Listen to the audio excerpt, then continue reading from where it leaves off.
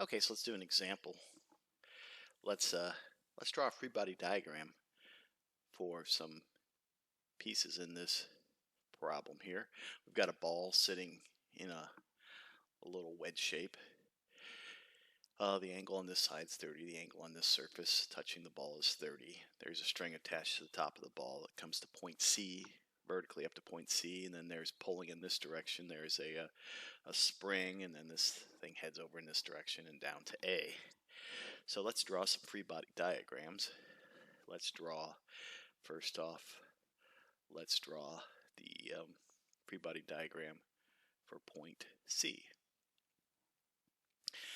Well, point C is, let's just go clockwise around here. We see there is a force pulling off in this direction. We call this force C to D, use that representation. There is coming down, there's a cord pulling in this direction. It doesn't matter which way we draw these. When we do our, later in this chapter, when we work on summing our forces, we'll find out if we drew it in the wrong direction by the result we get. If we get a negative result, we know we drew it in the wrong direction. Force of C to E in that direction, and then the other thing on point C then as we come around is just this force right here, and that's the force from C to B. So we have three forces on C. Well, let's do a diagram of our ball down here. I want to kind of draw it where it is, so let's draw it right here. We're gonna have to move it, it looks like. So let's scoot it over. Maybe it'll snap right to this. Close enough. Okay, so here again we have point E, and let's draw all our forces actually in orange so they stand out really good. So I'm gonna go back up here, I'm gonna redraw these. So I got this one, I got this one, and I've got this one. This one, by the way, can be drawn a little better. Never rush your force drawing. Good enough. This was at an angle of 60 degrees. These are vertical, horizontal. Okay, so I've got a force back up in that direction. That is force from E to C. Now, coming around here, I got a normal force to this surface.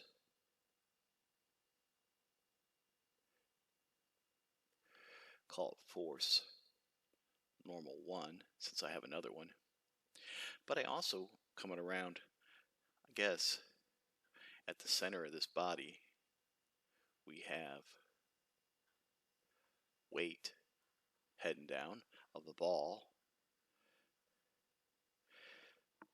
And then I have, so this is directed towards the center of the ball here. Then I have another one over here. Another normal force, because the surface is pushing back up against the ball. Force normal 2. Now, since these are 30 degrees, you can play around with your triangles and find out that this is going to be 30 degrees. And this will be 30 degrees. Go ahead and try that. Try to mess around to convince yourself that's the case. And here's one way to convince yourself you guys did it. Well, this was normal surface here. So let's think of this normal surface coming down to here. And then I can continue with the triangle here. Notice that this is given in the problem as 30 degrees. This blue, 30 degrees. And then I encounter my normal force here. And there's going to be an angle here. But this angle, obviously, is 90 degrees. So this is 90 degrees, which means this has to be 60 degrees here, because 30 plus 60 equals 90, and this thing has to have 180 in it, which then makes this triangle, which I'll just outline in yellow real quick, and then I'm going to erase it. This triangle here, then, if that angle is 60 and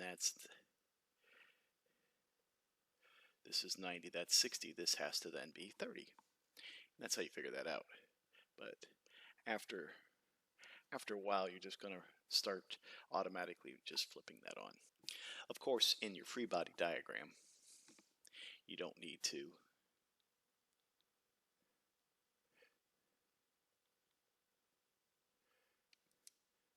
free body diagram one up here. You don't need to draw all that stuff. You don't need to draw these blue lines. I would suggest you put in your angles, so you know where your forces are.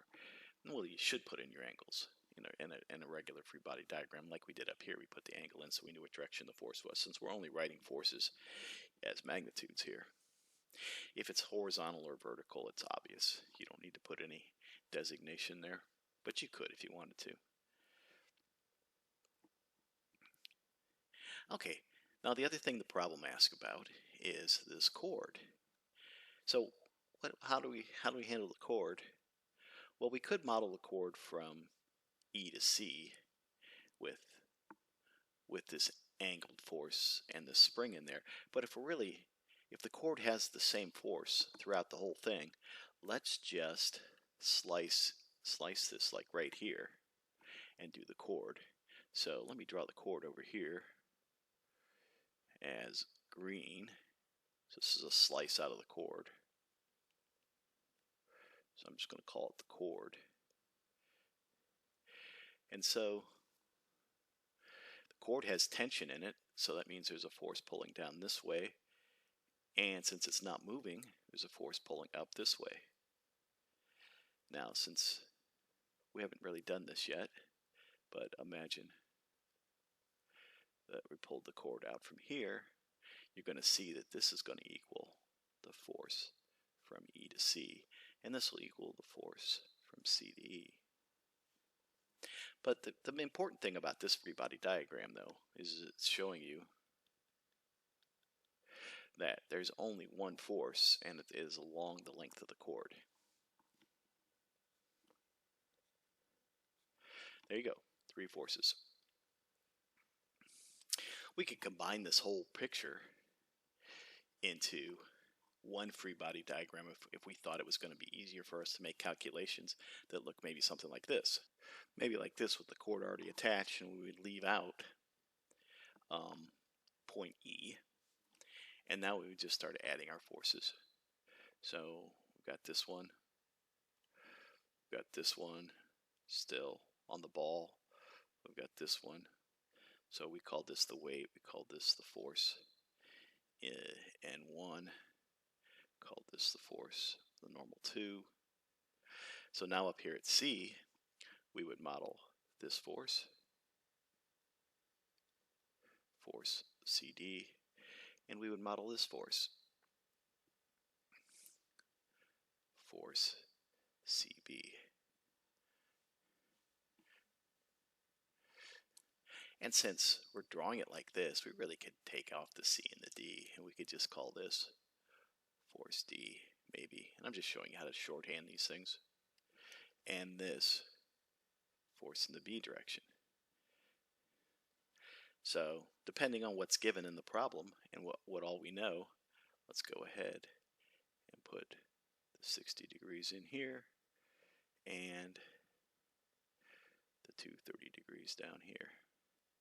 We still need that information, unless we have these forces for some reason. So this is the free body diagram 3 over here. This would be like a free body diagram 4 if we wanted to draw it like this. But one of the points of the free body diagram is to cut your problem up into components so you can figure things out.